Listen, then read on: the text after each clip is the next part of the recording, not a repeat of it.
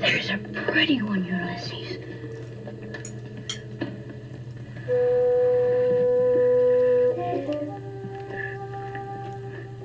There it is. Well, hello. This is a wine-infused... Oh, where do I look? I look there. Hello. This is a wine-infused book on haul. There's my bathroom door. I couldn't get it out of the view, so... More books. I'm not paying an arm and a leg to move to Canada because I've read them and didn't like them, or don't think I'll ever read them, or won't read them in the next 5 years, or I can get another copy from the library, or ebook, or paper copy fairly easily, so let's get started. Judith Hennigan's Snegorotchka. Quite liked it. Don't need to keep it. Dana Japnik's The Falconer. Didn't read it. Don't need to keep it. Herta Müller's The Fox Was Ever the Hunter. Tried to read it. It was a buddy read with Karen of Run Right Reads. I couldn't make head nor tail of it. And bailed. An underwhelming Japanese novel by a Korean-Japanese writer. Tokyo Ueno Station by Miri. Gorgeous hard copy of The Wangs vs. the World by Jade Chang, but it's commercial fiction. Will I ever read it? I thought this might be the one Kazuo Ishiguro novel that I might like, an artist of the floating world, but I'm not going to keep it. Quite like this. I think it was a debut novel from the States last year, the year before, Gods with a Little G by Chipelo Hassman, but again, not well enough to keep it.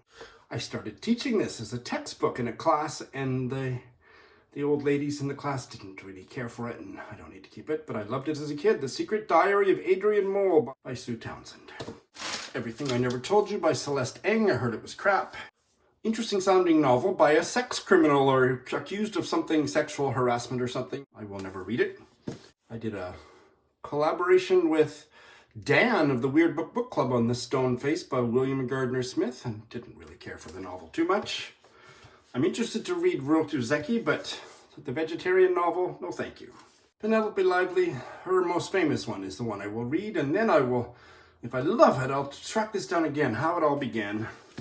Old Filth by Jane Gardner. The title hits a little too close to home. Didn't read it. Leo Tolstoy's Haji Murat, it was good. Didn't love it the way my buddy reader did, but it was okay. We don't need to keep it. I just don't think Bryan Washington's a very good writer, so I'm not going to read this, or I might read it again, but I'm certainly not going to pay to ship it across the pond and hope that it's good. Paul Auster's an old poop, isn't he? Didn't read this. Hollinghurst, this wasn't his best, I heard. It's too chunky. I would like to read it, but it would cost more than the price of the book to ship it to myself. Beyond the Rice Fields by Naivo. This got me really interested in Madagascar, but it was not a very good novel.